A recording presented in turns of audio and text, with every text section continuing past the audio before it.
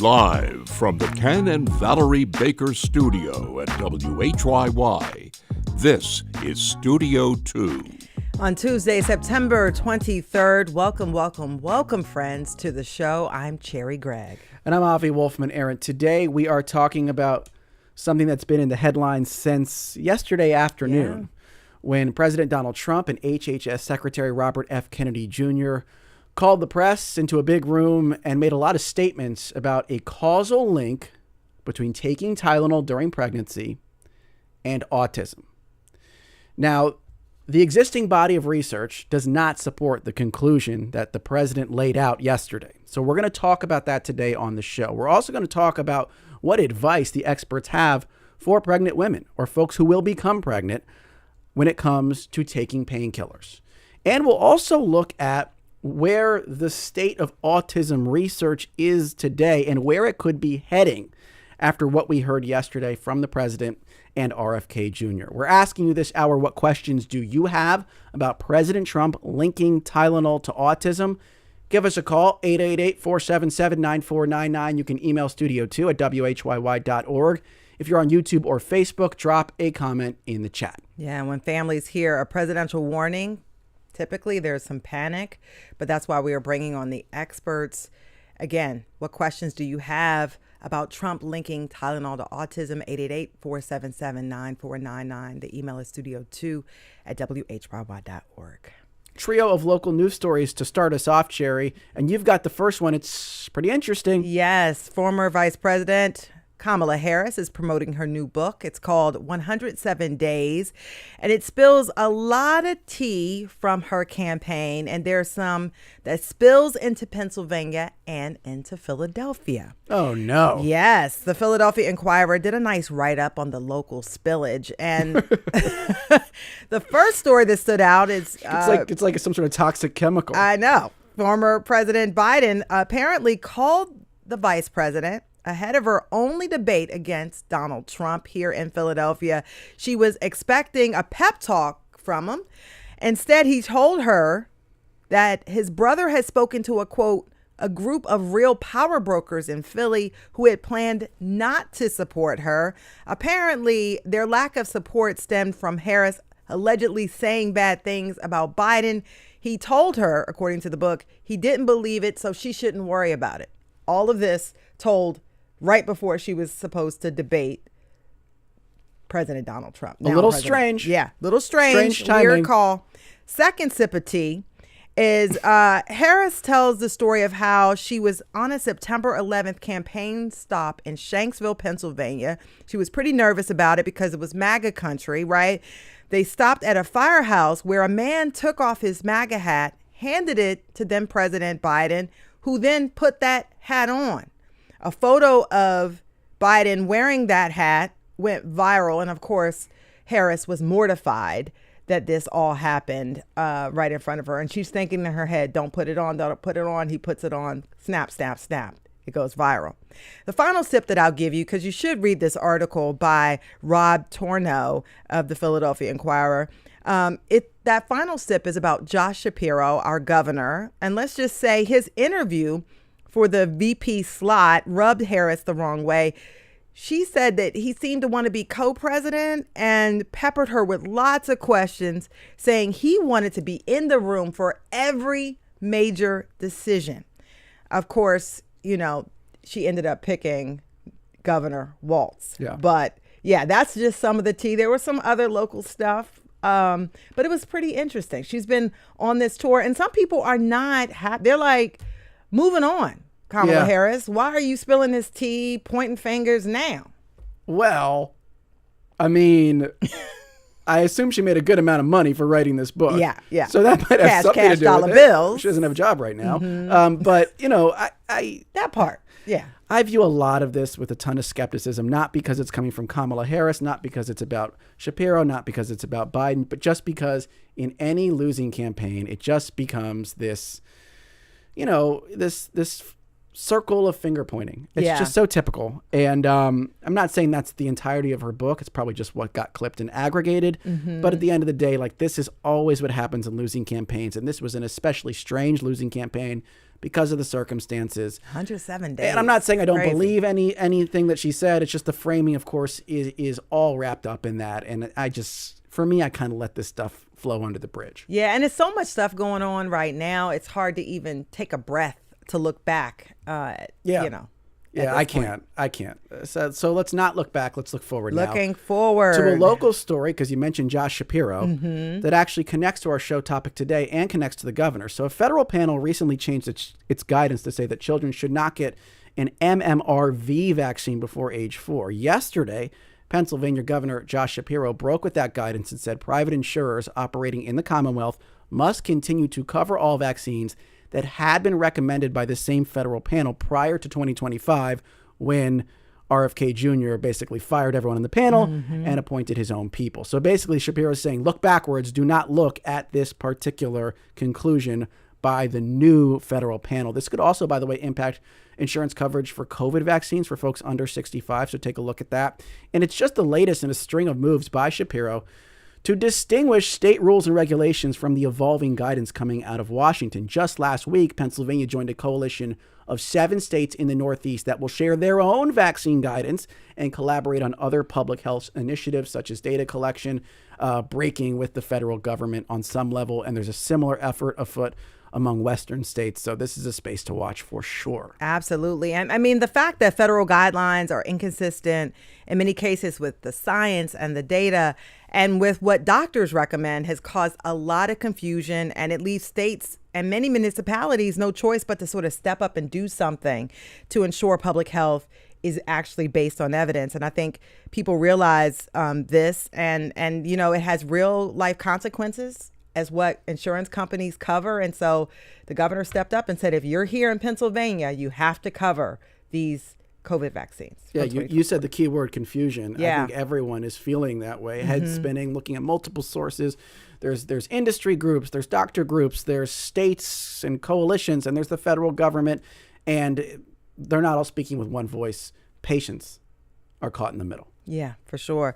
Third story, Philadelphia is set to get 14 new historical markers. Pretty cool. That's nearly a third of the 45 approved statewide by the Pennsylvania Museum and Historical Commission.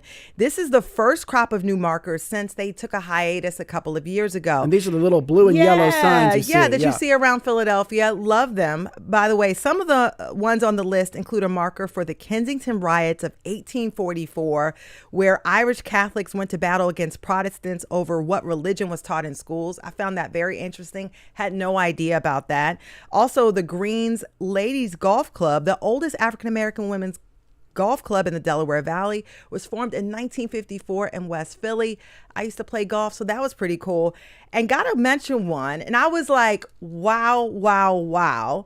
One of the new markers was inspired by our very own Avi Wolfman Arendt and his headlines of yore. This is maybe true. Yes. And it's because Philadelphia, and Avi always finds the Philly reference. Philadelphia was ground zero for free speech. Tell the story. So I got an email in April from the group that was submitting this as a potential historical marker, saying that they were inspired by one of my old headlines of your radio segments and threads, which I do weekly, by the way, every Thursday. So proud. And this historical marker, which will now apparently be going into the ground pretty soon, is about a court case called Schenck versus United States, which originated here in Philadelphia. There were a group of socialists here in Philadelphia who, around the time of World War I, distributed anti-war, anti-draft literature to draft-age men. And just for doing that, they were arrested, and their conviction was upheld by the Supreme Court of the United States in a 9-0 decision. The opinion included the famous line about shouting fire in a crowded theater. Side note, by the way, if you think you know what the actual quote is, you're almost certainly misremembering it, but it was written by the great Oliver Wendell Holmes Jr., the great Supreme Court judge. And it was a sort of a low tide mark for free speech in America, if you think about it. People were going to jail for speech. For just distributing pamphlets in this case. These people went to jail, their conviction was upheld, and of course it results in this famous line about shouting fire in a theater. Again, look up the actual quote because you're probably misremembering what he actually said there. But what's interesting about the case, too, is that very shortly after that, the same judge, Oliver Wendell Holmes Jr., had like an evolution about free speech. And he kind of went back on what he said in the Crowded Fire Theater decision. And when he started to evolve, that is really when free speech law in this country started to evolve. And, it totally changed after that. And it's amazing to think 110 years ago, we didn't really have free speech as we know it in this country, including here in Philadelphia. And by the way, I actually taught this Schenck case in my journalism law class at Temple University. So you are so on point. Yeah. And it's still in the news today, free speech. As always. What do you know?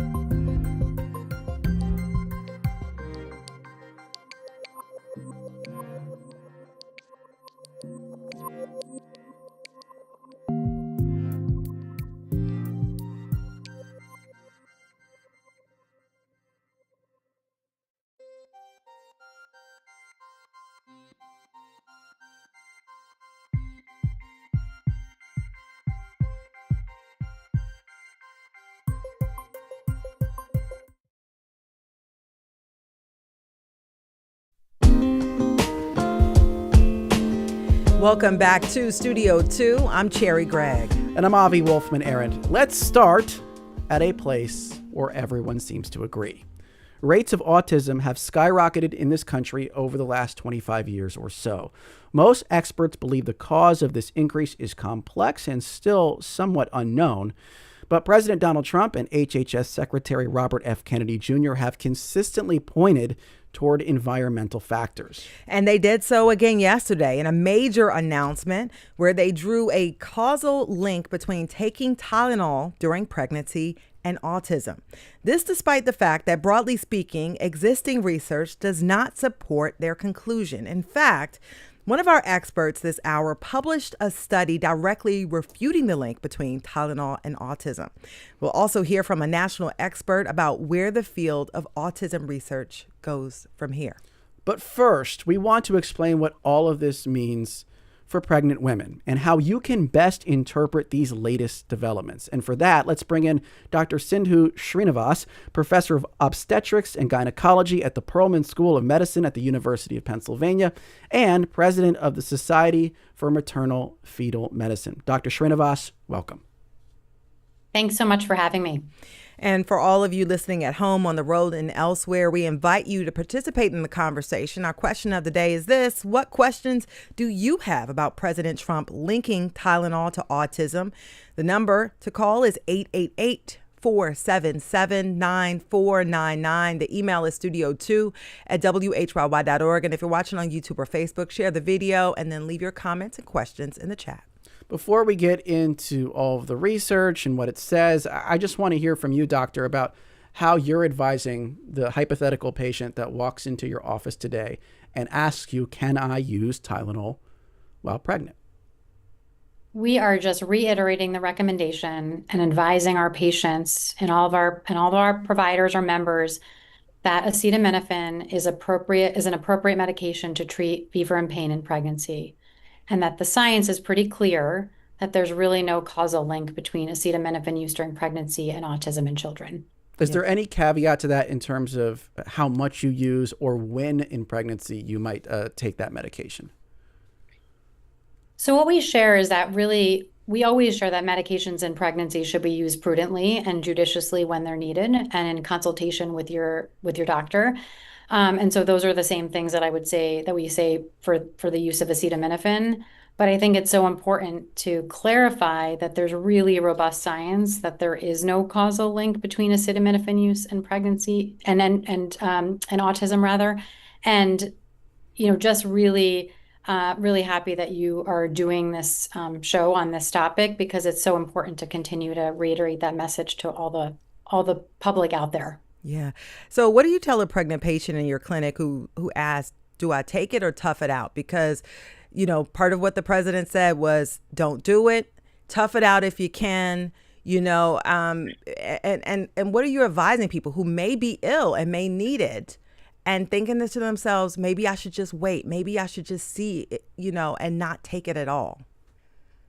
It's such an important question. And I think it's so important to reiterate again that failing to treat medical conditions like persistent fever, headaches, pain, can really be dangerous, both to the pregnant person and to the fetus. And so really not treating those things can have really dangerous consequences to both the pregnant person and the fetus. And so toughing it out isn't necessarily something that people should be doing. But I think when people hear that, I worry a lot about all the guilt that pregnant people feel about medications they take when they're pregnant, and how this creates a lot of anxiety for them around these choices where they feel like they're having to choose between their own discomfort and maybe causing something in their unborn child. And that's a really difficult place to put them in. And I want to keep reiterating to people, and we do to our patients all the time, that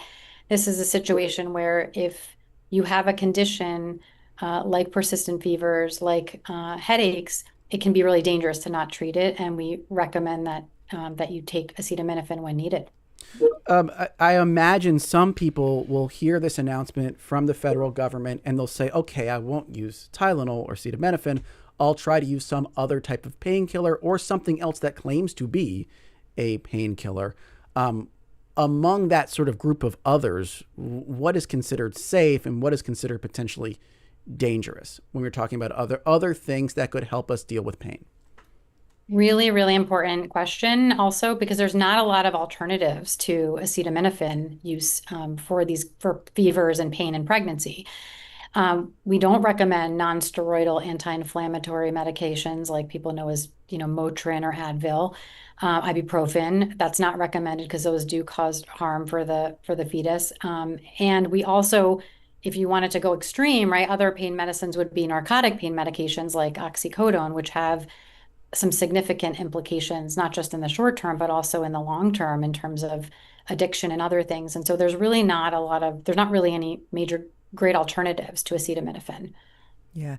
I'm just wondering, how the narrative gets influenced because, when you hear this type of presidential announcement, you do get concerned. And I just wonder how it changes the narrative and what clinicians like yourself can do to sort of make sure that people have the type of guidance and information that is based on real science and research. I can understand why, knowing what you shared about the facts, we know that the rates of autism have gone up, and I think people want to figure out why that is. At the same time, I think it's so important to really reiterate to all the pregnant people out there that taking appropriate medications in pregnancy is necessary, and often not treating the thing that you're taking the medication for is actually way more harmful. And really encouraging people to have a conversation with their doctors about the science and the sort of balanced pros and cons of what you're taking it for and what some of the harms might be if you don't take it. And really encouraging people, rather than to just not take it at all, to have that conversation, open up those questions, have a dialogue with your doctor, hear the information. Because a lot of times, this is a conversation we have. It's unfortunate that we're having it about acetaminophen, which is a common pain medication. Really, as we said, there's not really a lot of alternatives, or not really many alternatives at all. But this is a conversation about pros and cons, risks and benefits of medications taken in pregnancy for lots of other things. And it's a really, really important conversation to understand both sides of when you're pregnant, and encourage people to talk to their doctors about that.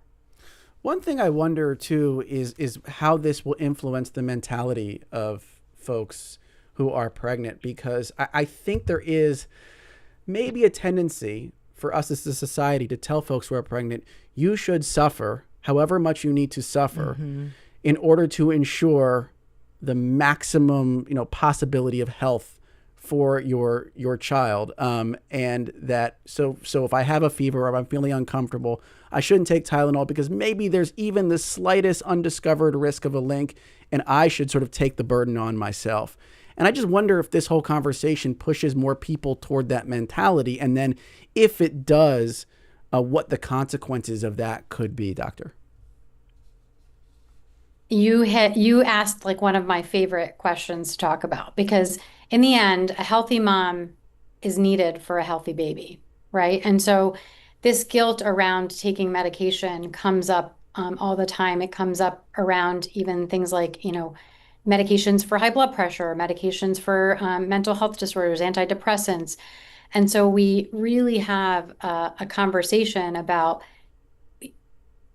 the untreated condition is really often worse. And if medications can help treat a condition and make a mom healthier while they're pregnant, that is actually the best thing for the pregnancy and for the baby. And so I do worry about this feeding into that kind of narrative that is already out there around people feeling really guilty and feeling like they should tough it out, really not recognizing that toughing it out actually might not even be the best thing for the pregnancy and the baby, and often is not. And so I think it's such an important question, and really important for us to be having these conversations so we start to help people feel comfortable about the fact that it's okay to take medications that you need to take to treat things when you're pregnant. And in fact, that's probably better for you and better for the pregnancy. Yeah. Real quick, just before we get you out of here, because it kind of leads us into our next conversation. I think what sort of creates some of the confusion in this space is that I would imagine it's very difficult to do controlled experiments around medication and people who are pregnant because there's going to be ethical concerns. And so you end up relying on like large scale population level studies. And then you end up in this place, like I remember going through this a bit when my wife was pregnant, where like all the recommendations feel like a little soft and squishy, like we don't know for sure. How do you help people as a doctor like navigate that confusion, which stems from, I think, some very legitimate research concerns, which maybe prevent us from getting the hardest conclusions on all of this type of stuff? Well, at the heart of your question is just advocating for the inclusion of pregnant people in trials in general, right? We have some of that lack of information and knowledge because we don't include pregnant people in studies that are important and are necessary to answer some of these questions. So I'll say that first at the very heart is that we need to be continuing to advocate for the inclusion of pregnant people in trials.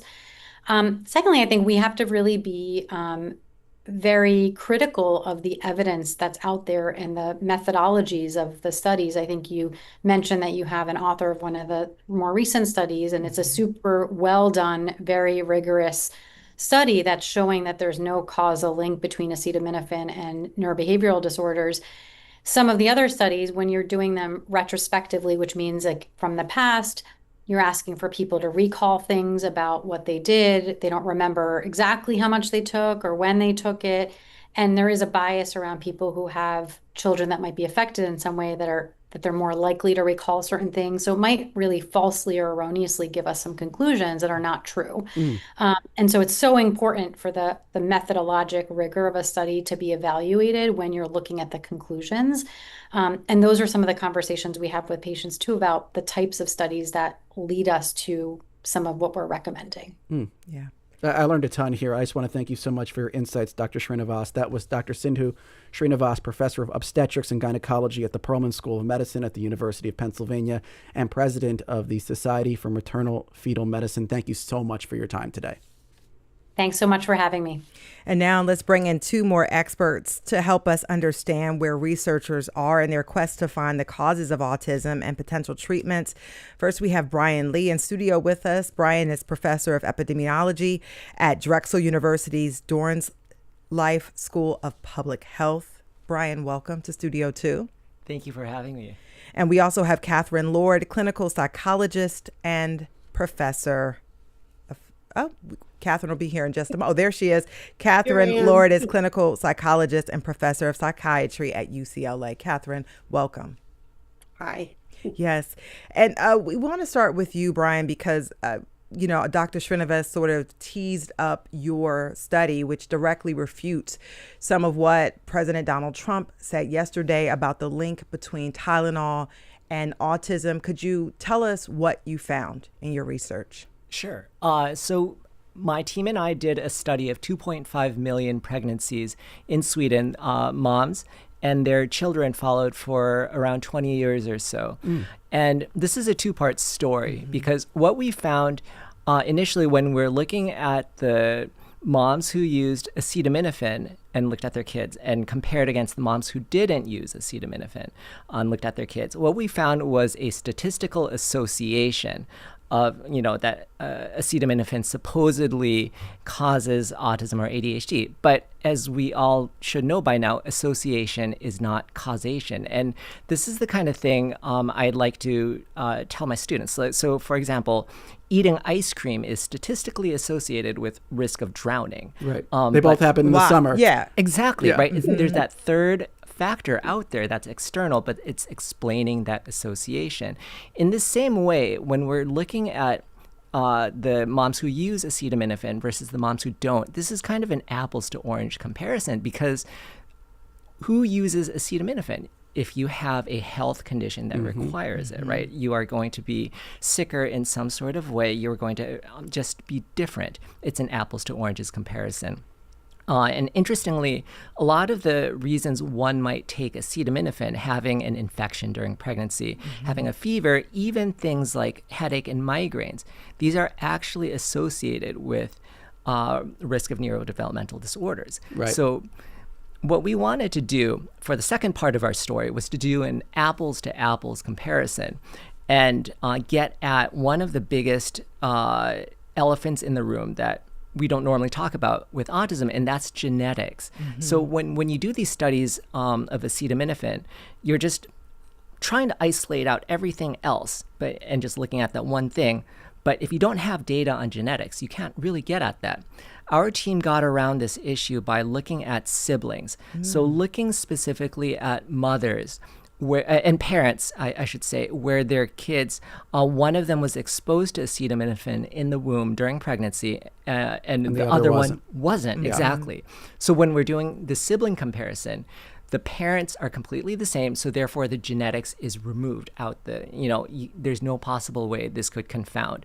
When we did the sibling analysis, the association disappeared. Wow. And that to us indicated. And when you say the association disappeared, it meant what? There's no more statistical association. In other words, there doesn't appear to be any reason to believe that acetaminophen causes autism or ADHD. So looking within sibling pairs, if one child was born when the mom was taking Tylenol and the other was born the mom was not taking Tylenol, those two siblings were just as likely to have autism. Exactly. Wow. And so that tries to isolate away the idea that what could be driving this association is these other factors that are really, really hard to account for in these big population level surveys. Is that right? Exactly. Because normally when we do these population level studies, you don't have data on certain things. Drills down on everything. Exactly. Yeah. Did you have this health condition? Were you having lots of fevers, et cetera, et cetera, et cetera? You just have big, broad, demographic categories maybe, but you don't have the drill down you need. Right, exactly. And so a lot of the existing studies on this topic that seem to be the basis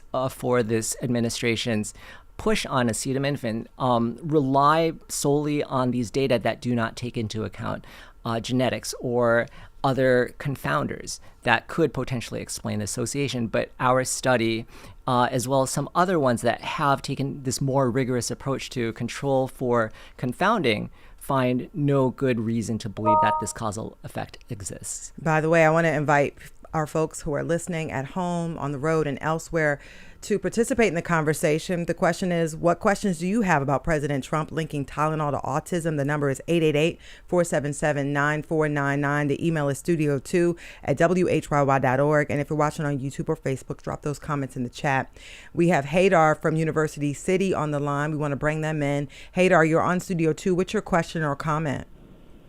Well, maybe a question and comment. Long story short, I have 3 kids. One of them actually is considered autistic. And my wife did take Tylenol, and it never affected the other children. But the point of it is, I'm just from a scientific standpoint, just from a law standpoint, for the President of the United States to sit here and, put these laws, on parents, or, I'm a Republican myself, and to say that we're a party of freedom of speech and rights to do what we want as we please, as long as it's under the constitutional law. And to do this, it's just, the hypocrisy is so out there. I don't know what to make of it, really. Thank you, Haydar. Haydar from University City. So let me bring Catherine Lord from UCLA into the conversation now.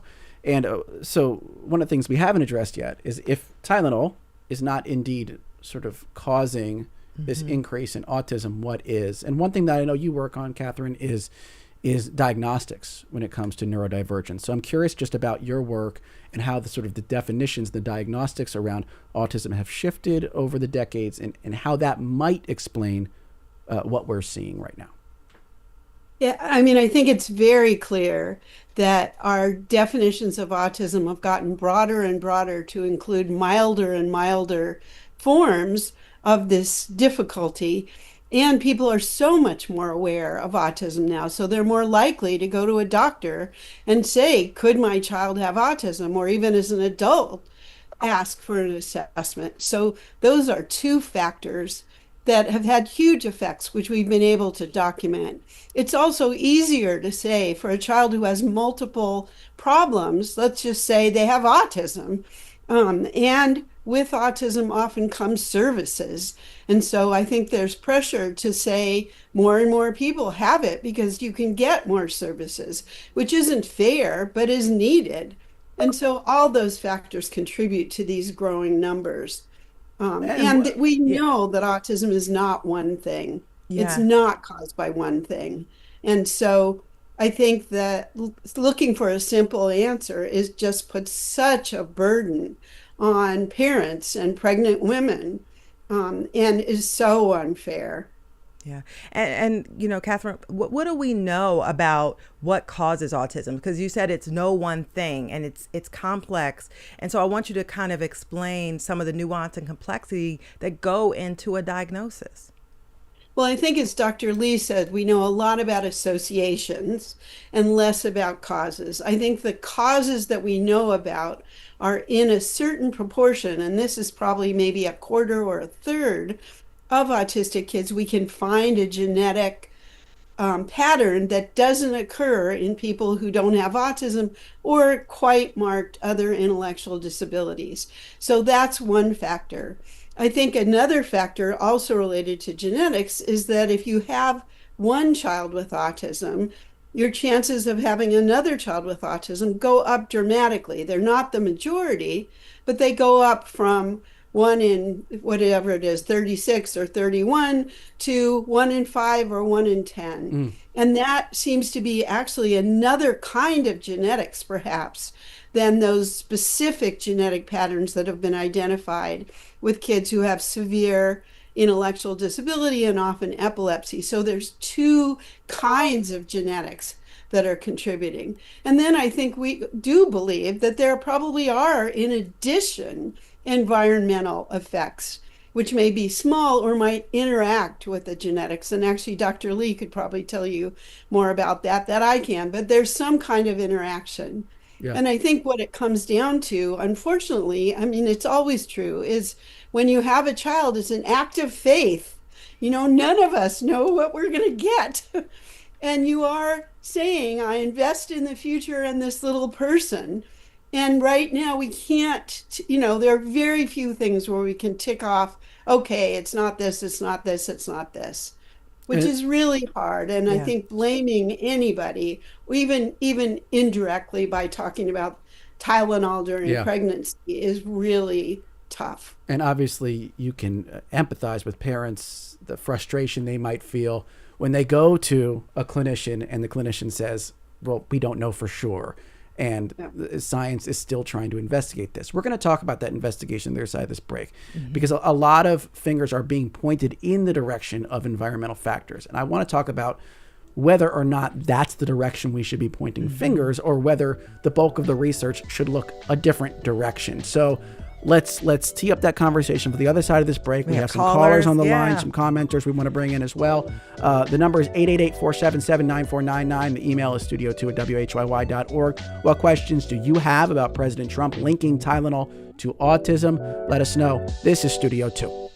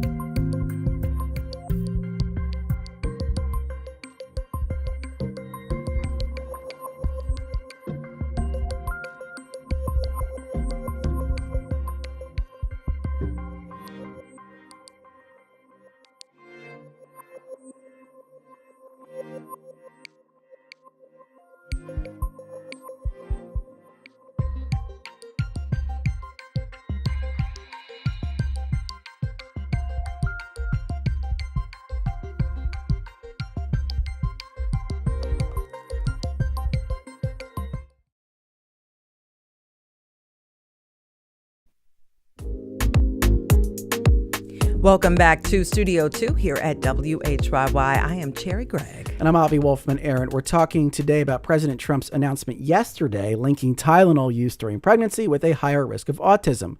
The administration is advising pregnant women to avoid taking acetaminophen, the active ingredient in Tylenol.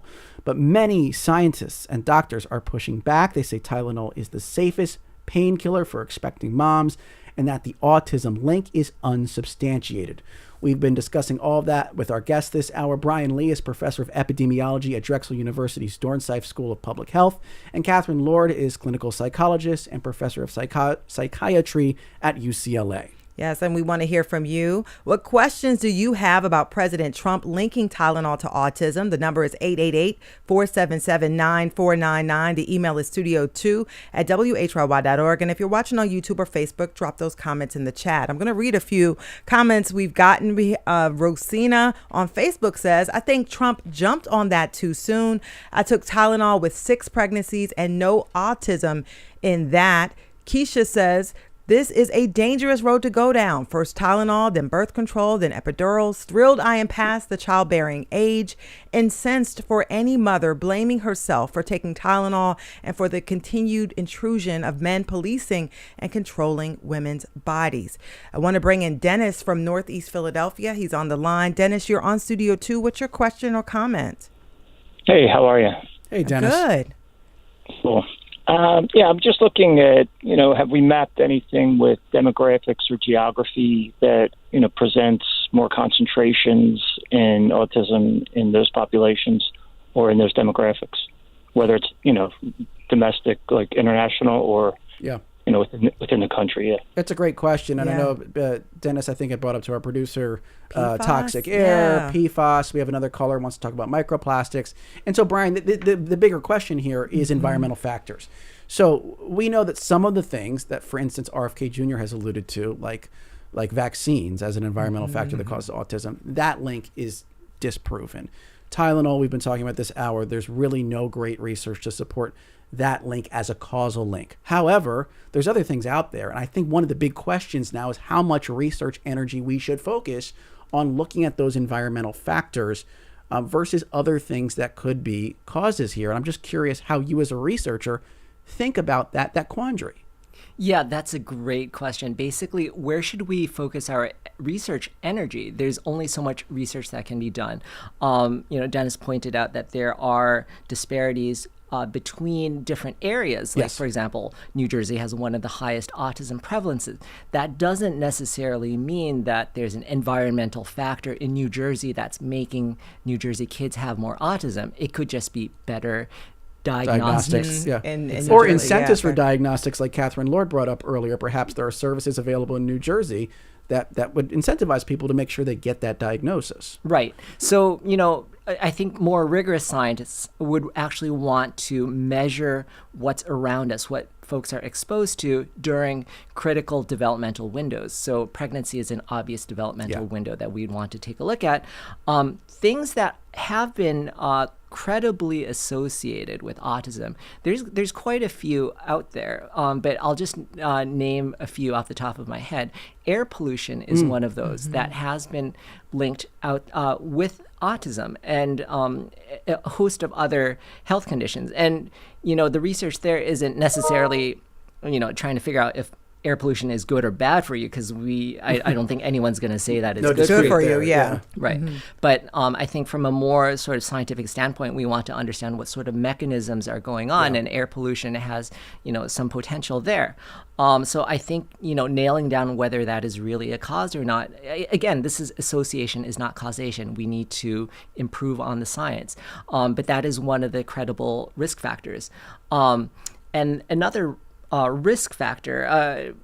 When I say risk factor, I'm not using this in a pejorative sense. This is there's no blame, but another factor that has been credibly attached to autism is older parents. So having a child at an older age has been consistently shown in over 40 studies to be associated. But this is a complicated thing because it's not necessarily that older parents older parents have older sperm, older eggs, that sort of thing, that where there's opportunity for things to not necessarily be optimal. So that's one aspect. But another aspect could be simply that persons with different genetic backgrounds are having children at an older age. And you might imagine many confounding variables here. I mean, it just sounds impossible on some level. And I wonder, and if I was trying to look for a silver lining in this announcement, right? And one of the things that the Trump administration announced is millions of dollars going into autism research. And so, Brian, if you were to say, you know what, this is what we should focus on, if you were in charge, and had access to that money, what would you say? Like, this is one thing that is not being looked at that I think we should. Yeah, well, a silver lining in the cloud here, yesterday's announcement about the Autism Data Science Initiatives, which is a $50 million initiative to fund research into what causes autism. I think that was actually well done. When I looked at the funded grants, and we got a couple at Drexel University, my good colleague, Dr. Kristen Lyle, who is also an autism epidemiologist, is looking at diet during pregnancy and whether there are things there that could tweak autism risk. And I think that's an example of an amazing research that could be done. But I was very glad to see that the administration did not put their thumb on the scale and fund 10 different studies looking to see whether vaccines cause autism. Yeah. A quick follow-up, because leucovorin was mentioned as a possible treatment for autism. Could you talk about that and what the research says? Does it provide hope for families? Yeah, for leucovorin, there's a seed of plausibility is what I'll say. Leucovorin is a form of folic acid. And in general, folic acid we know to be extremely important for neurodevelopment. You take folic acid supplements before or during pregnancy to reduce risk of neural tube defects. And if you have a folate deficiency, that actually increases risk of neural tube defects, right? So no one, I think, is doubting whether or not these things could have neurological properties. The question, however, though, is alleviating autism symptoms, it's incredibly underdeveloped in terms of the evidence base. There's only been a handful of small clinical trials. And when I say small, I'm talking like 20 people. Yeah. It's just not anything to make like a therapeutic recommendation on it. It's not ready for prime time. I'm curious, you have thoughts on that, Catherine Lord, about this recommendation about leucovorin, link between folate and autism, and sort of how soon is too soon when it comes to the federal government promoting some of these potential treatments? Like what would you ideally like to see before the federal government makes an announcement of this type? I mean, I think this would be a perfect time to fund really careful randomized controlled trials of leucovorin, because there is some logic to why it might help.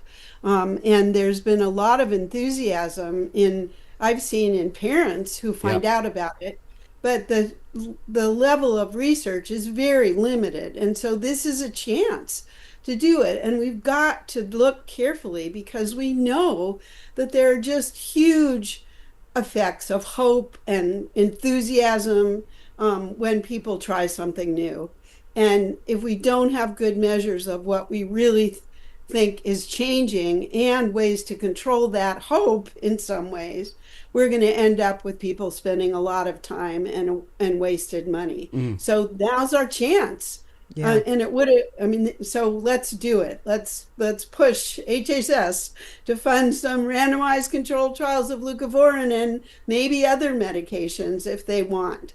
Yeah. Because people are going to try this. I think it's almost impossible for families not to try it. Yeah. Yeah. I want to read this comment from Dandelion on YouTube, who says, if it helps to know, I never used Tylenol. I never drank alcohol or coffee. I was super careful about everything, enough to drive those around me nuts. And my now adult has autism. So person did everything right, and still autism was there. CR is calling us from the Turnpike. CR, you're on Studio 2. What's your question or comment? Well, I have a bunch of comments for this. I'm on the spectrum. When I was born, I don't think Tylenol was even out for a year, so I don't know what kind of marketing they had back then, or if my mother even took it or did anything with it. I still ended up on the spectrum. I grew up in a time when you maybe got 4 vaccinations when you were a kid. You got polio, smallpox, tetanus, and maybe one more. Not like he claims that there's 80 vaccines you get now as a child. Talking about the president there, yes. How many diseases are there out there that you would have 80 vaccines? And I hate needles, so, they would want to get the vaccination in me in one shot. Because I wouldn't want to go back to you. And I'm curious, CR, real quick, how does yesterday's news make you feel? Like, what was your emotional reaction to? Oh, everyone wants to cure this and cure that. He wants to marginalize another subset of the population of the United States. Oh, let's demonize autistic people now. Well, it's so horrible. When I was in school, I was listed learning disabled, and the diagnosis was socially and emotionally disturbed because they didn't have another name for it, and that's exactly what's going on. Yeah. Thank you. Thank you. That's CR. And drive safe, by the way, CR. From the Turnpike. And drive safe. And Catherine, I think CR says such good things. I mean, from a perspective of someone who's on the spectrum, and I think about the impact that it's having for folks, who hear this. The impact on mothers who hear this and may have taken Tylenol and are dealing with they're with their autistic child or a child on the spectrum, and sort of like, how do we sort of deal with that reality, but also try to sort of correct the messaging and make sure that people understand some of the complexities that go into a diagnosis of autism, because I think there's a lot of confusion. Now there could possibly be finger pointing. How do you deal with all of that, Catherine? I mean, I think part of it is autism is just one part of anybody, like a child, your child, and it can radically change a child's life, but it doesn't always. And people love their children. I mean, one of the most amazing things working with families who have children with autism is how much they rise to the occasion and work around their child. And the kids are all different, and they have strengths and weaknesses just like the rest of us. So I think that this does. I mean, where I would say we've been particularly lacking is in research about what do you do differently for different people with autism, and we don't know much about that. And ideally, we would sort that out more efficiently. But I think that this does end up feeling like we're blaming both the mother and the autistic person. And we also have so much more hope for what happens with autistic kids as they grow up now. So much more recognition of things we can do to support them and how much they can do. So I hope that people don't get too lost in the negativity here of, we know what it's caused and we're going to cure it, as opposed to let's look at what we've got and all the things people can do. Real quick, we're about to wrap up. Alex from Montgomeryville is on line 1. Alex, in maybe 30 seconds or less, I would love to hear your comment today on Studio 2. I'll try to be super quick first. The last person who just spoke, 100%. I'm tired of people thinking that autism is a limitation. I myself am on the spectrum. I have 2 kids who are. I don't see it as a limitation. I think they have to adapt, but I think it's a gift.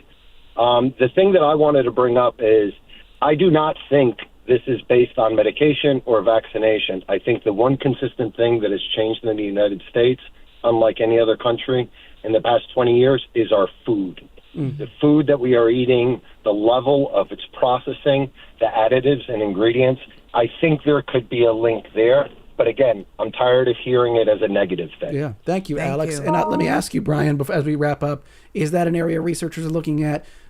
Diet. You mentioned actually diet earlier for pregnant women, but diet more generally. I don't know. That is an area of study? Yeah, definitely an area of study. Nutrition during pregnancy is incredibly important. And so, the Autism Data Science Initiative that's funding Dr. Kristen Lyle's research in the next 2 years, we're hoping to look at exactly some of these issues. Processed foods, for example. And this is something that RFK Jr. has brought up a number of times. Yeah. So, and it's somewhere where there is lockstep with some folks in the administration who are also concerned about the impact of processed foods, not just when it comes to autism, but all sorts of health outcomes. So, that doesn't mean there's not total disagreement here, right, Brian? Exactly. We can find some common ground here. Yeah. Well, I think the one good thing is that there's attention on this and money going into this. Even if the science doesn't line up with what the administration is saying, people are talking about this and having this conversation. Yeah, and let me thank you both for having this conversation with us today. Brian Lee, professor of epidemiology at Drexel University's Dornsife School of Public Health. Brian, thanks so much for coming in today. Thanks for having me. And with the last of my voice, Catherine Lord, let me thank you, clinical psychologist and professor of psychiatry at UCLA. Thanks for zooming in today, Catherine. Thank you. And Amy leaves this comment. I'll finish with this. Isn't stress overall the most damaging thing to a pregnancy? Life is becoming more and more stressful, and this proclamation is only going to make women more stressed at a time when they need to be peaceful and positive in body and mind. So that's Amy's thought to wrap up the show today. Yeah, and sorry we couldn't get to you, Ross from South Philly. Maybe Ross, next time. Call in and we'll get you on the air. By the way, thank you so much to our producers who put everything together. Yeah, big thank you today. Yes, Debbie Builder and Andreas Copes worked hard on this show. Thanks to Mike Schiffler, our visual producer, and to Al Banks and Tina Calicay, who engineered today's show. Our executive producer is Kevin McCory. From Studio 2 here at WHYY in Philadelphia, I'm Cherry Gregg. And we thank them every day. But there's levels of thank you. And this is a big level. This is a high level. A big thank you. I'm Avi Wolf. Thanks for joining us. We'll talk to you tomorrow.